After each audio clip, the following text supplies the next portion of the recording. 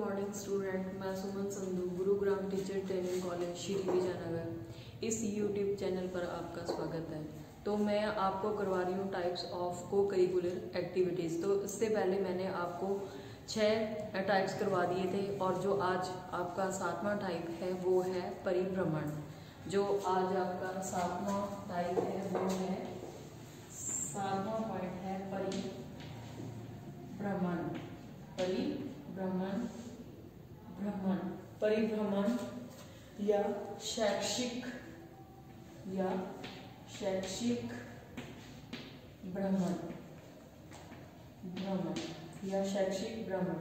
भ्रमण परिभ्रमण होता है घूमना, और शैक्षिक परिभ्रमण का मतलब होता है शिक्षा के दौरान, जैसे स्कूल कॉलेज के माध्यम से आपको कहीं पे ट्रिप पे ले जाया जाता है। तो इसको शैक्षिक भ्रमण अथवा क्रियाएं भी कहते हैं। क्रियाएं शैक्षिक परिभ्रमण होता है घूमना, और शैक्षिक भ्रमण या क्रियाएं अथवा यात्राएं जो कि शिक्षा के दौरान स्कूल कॉलेज के माध्यम से आपको ट्रिप पे ले जाया जाता है। तो इसमें देखो, जो कि आपका परिभ्रमण है, तो इसमें क्या होता है कि अवकाश के समय छात्र बच्चे, जैसे बच्चों को स्कूल कॉलेज से छुट्टी होती है तो वो क्या करते हैं, प्राय छात्र बिना किसी उद्देश्य के इधर उधर क्या करते हैं, घूमते रहते हैं। कि जब भी बच्चे को अवकाश के समय टाइम मिलता है तो वो क्या करते हैं, इधर उधर घूमते रहते हैं। परिभ्रमण एवं यात्राओं द्वारा उनके घूमने फिरने की इच्छाओं को संतुष्ट किया जा सकता है। कि जैसे बच्चे को स्कूल कॉलेज से कोई छुट्टी मिलती है तो बच्चा क्या है, इधर उधर घूमता रहता है। लेकिन जो परिभ्रमण है, परिभ्रमण के माध्यम से हम बच्चे की इन इच्छाओं को पूरा कर सकते हैं या उनको संतुष्ट कर सकते हैं, और उसको उचित मार्ग पर लाया जा सकता है। किसके माध्यम से? परिभ्रमण के माध्यम से। अतः अध्यापकों का कर्तव्य बनता है कि वे समय समय पर परिभ्रमण की योजनाएं बनाएं। यानी कि जो हमारे विद्यालय कॉलेज के जो भी स्कूल शिक्षक हैं या लेक्चरर्स हैं, उनका ये कर्तव्य बनता है कि वो समय समय पर परिभ्रमण की योजनाएं बनाएं। यानी कि बच्चों को घूमने की योजनाएं बनाएं, बच्चों को घुमाने की योजनाएं बनाएं। लेकिन जो आधुनिक शिक्षा विधियों में इसका बहुत महत्वपूर्ण स्थान है। जो हमारी आधुनिक शिक्षा है उसमें परिभ्रमण का बहुत ही महत्वपूर्ण स्थान है। इसके द्वारा बहुत से पाठ्य विषयों का शिक्षण बहुत रोचक ढंग से किया जा सकता है। कि जो हमारी पाठ्य विषय है, जो हमारा सिलेबस है, उसको बहुत ही रोचक ढंग से परिभ्रमण के माध्यम से कराया जा सकता है।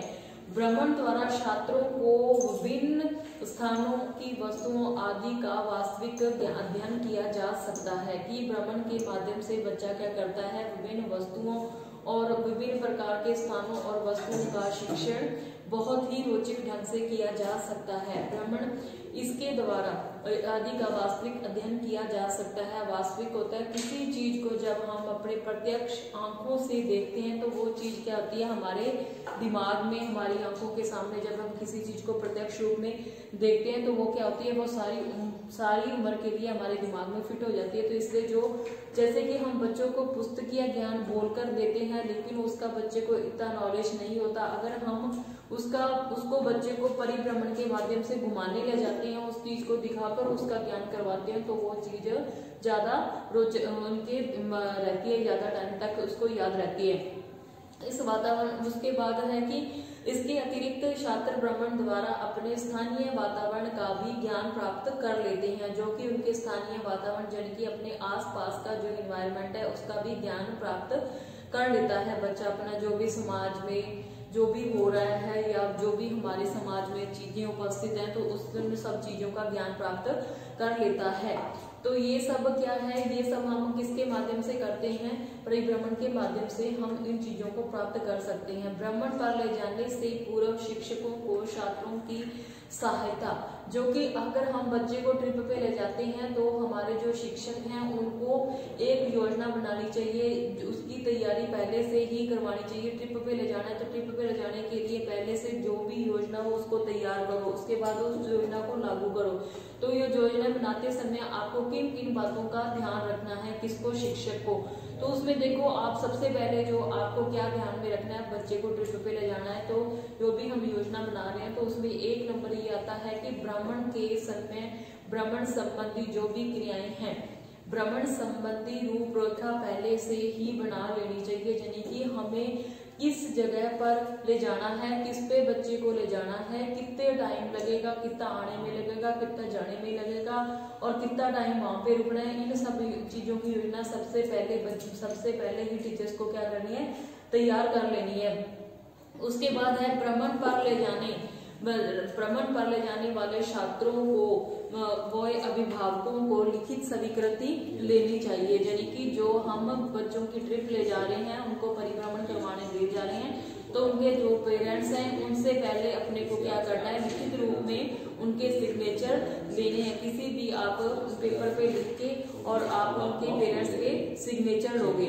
तो उसके बाद तीसरी बात इसमें ये आती है कि आपको जो भी है उच्च अधिकारियों की पूर्व स्वीकृति प्राप्त कर लेनी चाहिए। यानी कि जिस जगह पे हम घूमने ले जा रहे हैं, बच्चे को परिभ्रमण पे ले जा रहे हैं या ट्रिप पे ले जा रहे हैं, वहाँ पे जो भी अधिकारी हैं तो उनकी पहले से हमें क्या ले लेनी चाहिए, स्वीकृति ले लेनी चाहिए। भ्रमण के समय छात्र एक डायरी और पेन, यानी कि आप बच्चे को घुमाने ले जा रहे हो किसी शिक्षा के माध्यम से या कोई प्रैक्टिकल के माध्यम से उनको लेके जा रहे हो, तो उसके लिए आप क्या करोगे, छात्र को एक डायरी और पेन और कैमरा आवश्यक हो तो साथ साथ रखें। भ्रमण को आवश्यक बनाए, भ्रमण को क्या है आवश्यक आनंददायक बनाए। भ्रमण को क्या करना है, आनंददायक बनाने हेतु मनोरंजन कार्यक्रम का आयोजन भी करते रहना चाहिए। यानी कि हम भ्रमण पर ट्रिप पे ले जा रहे हैं बच्चों का, तो उसको आनंददायक बनाने के लिए हमें भी एक कार्यक्रम, मनोरंजन करने के कार्यक्रम का आयोजन करते रहना चाहिए। और यदि छात्रों की संख्या अधिक है तो छोटी छोटी टोलियों में विभक्त करके, अगर हमारी क्लास में बच्चे अधिक हैं तो उसके क्या करने हैं, ग्रुप डिवाइड करने हैं और उन ग्रुप में एक जो उनका नायक बनाना है जो कि उस ग्रुप का ध्यान रखेगा। जैसे मानो कि एक क्लास में 100 बच्चे हैं तो उनके 25-25 के 4 ग्रुप बना के तो उसका एक नायक बना दोगे आप, ठीक है। उसमें वो उन सब बच्चों का क्या करेगा, ध्यान रखेगा। इसके बाद आसपास के वातावरण को भली प्रकार से परिचित होना, यानी कि जहाँ पे आप बच्चे को ले जा रहे हो वहाँ का जो आसपास का वातावरण है उसका बड़ी प्रकार से आप परिचित होने चाहिए। कौन, शिक्षक जो भी बच्चों को ट्रिप पे ले जा रहे हैं वहाँ पे उनको इस बात की जानकारी होनी चाहिए कि वहाँ का आसपास का वातावरण कैसा है। उसके बाद विभिन्न विषयों की वास्तविक जानकारी प्राप्त करना, जो भी हमारे विभिन्न विषयों की वास्तविक जानकारी प्राप्त कर लेनी चाहिए। बालक पुस्तकों द्वारा समझ नहीं पाता उसे आंखों से देखकर भली भांति समझ सकता है। कई बार क्या होता है कि हम बच्चे को बुक्स के माध्यम से शिक्षा देते हैं तो बच्चा उस चीज के बारे में इतनी नॉलेज नहीं ग्रहण कर पाता जितनी कि वो उसको देखकर कर पाता है। तो उसके बाद इसमें आ जाता है कि जानकारी प्राप्त करता है। और परिभ्रमण द्वारा विद्यालय के जीवन की यथार्थता से संबंधित किया जा सकता है कि जो हमारा परिभ्रमण है उसके द्वारा विद्यालय के जीवन की यथार्थता से संबंध स्थापित किया जा सकता है। उसके बाद आपका जाता है पाठ्य विषयों को रुचिकर बनाने में सहायक होता है। कौन होता है, आपका परिभ्रमण।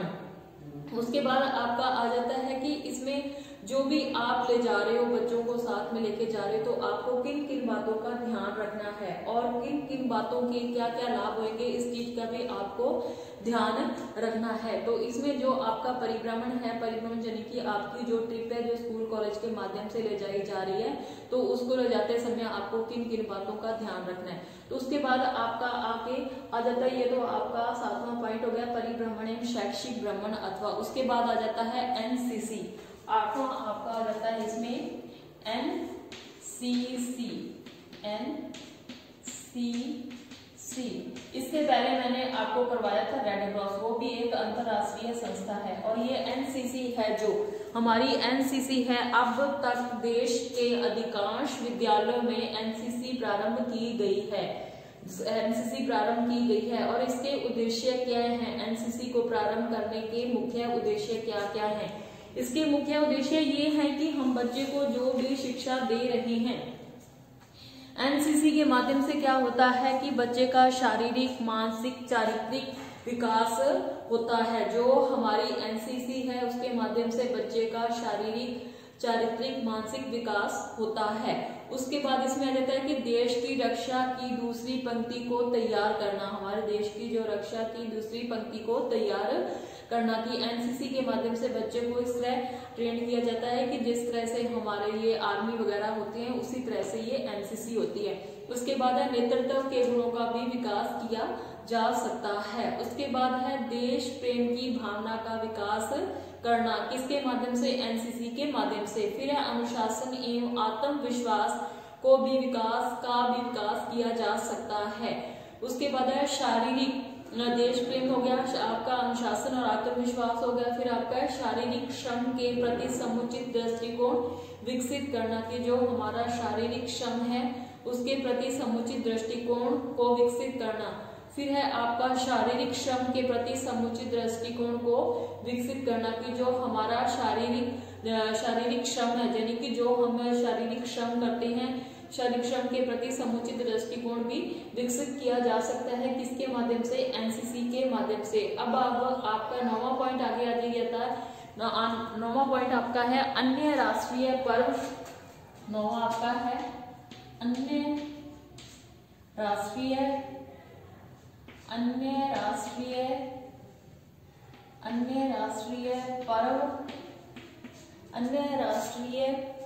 पर्व हो गए। उसके बाद आपका इसमें आ जाता है अन्य राष्ट्रीय पर्व में है आपका आगे अन्य राष्ट्रीय पर्व विशेष दिवस, क्या आ जाता है, विशेष दिवस, अन्य राष्ट्रीय पर्व विशेष दिवस,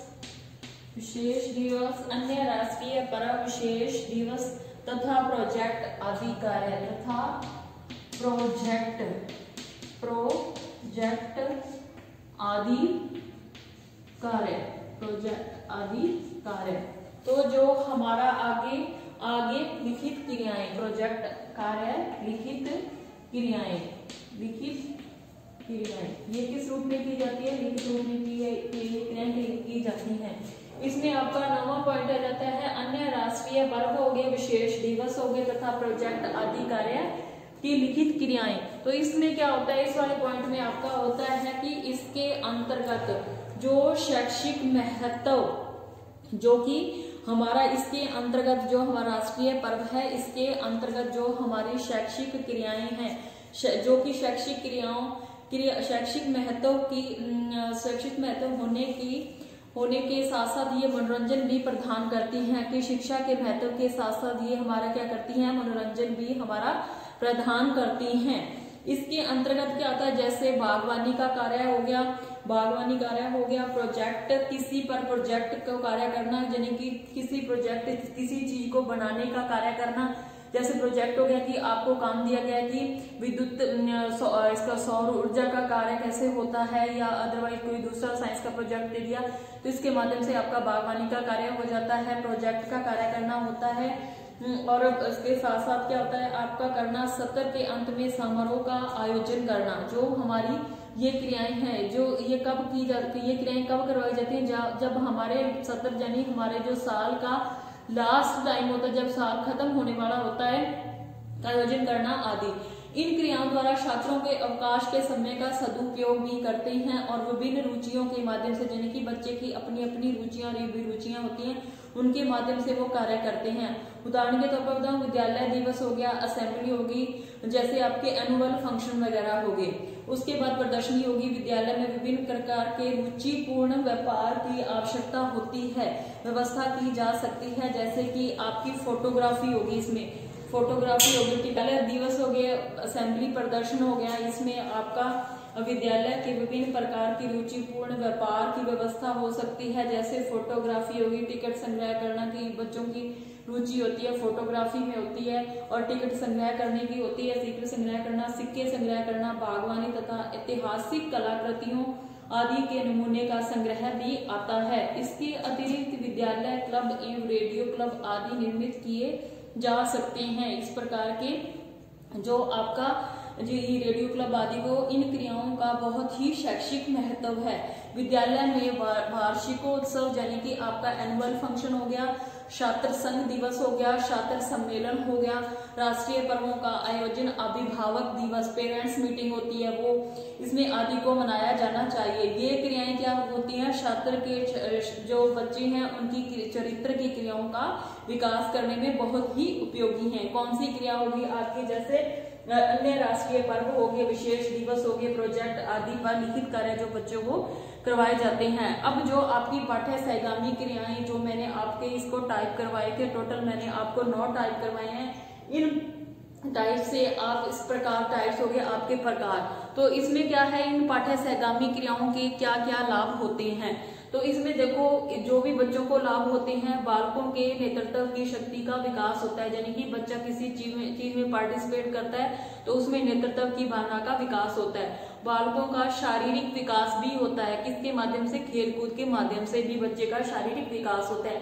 सहगामी क्रियाओं में सामाजिक उद्देश्य की पूर्ति होती है, यानी कि जो हमारी पाठ्य सहगामी क्रियाएं हैं उसमें जो हमारे सामाजिक उद्देश्य जैसे समाज की सेवा करना आदि क्या होता है, सामाजिक उद्देश्य हमारे इसमें पूरे होते हैं। ये क्रियाएं बाल तथा किशोरावस्था में उपयुक्त हो, क्योंकि जो ये आयु होती है ये है आपकी बहुत ही कौतूहल की, हलचल की, जो आपकी जीवन होता है, जो बच्चों की किशोरावस्था होती है वो उसमें बहुत ही हलचल या कौतूहल होता है। तो इस प्रकार बच्चे को हम अदरवाइज क्रियाएं करवा के, काम करवा के उसको दूसरी तरफ हम बच्चे को लगा सकते हैं इन क्रियाओं के माध्यम से।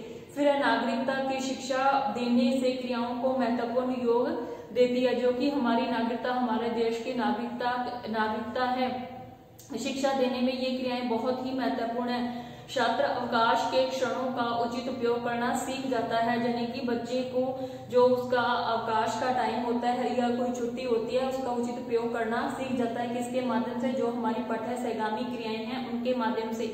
उसके बाद है विद्यालय में इन क्रियाओं के आयोजन द्वारा समाज तथा विद्यालय को एक दूसरे के निकट लिया जा सकता है या लाया जा सकता है। बालकों के चरित्र का विकास होता है, किसके माध्यम से, हमारी जो पाठ्य सहगामी क्रियाएं करवाई जाती हैं।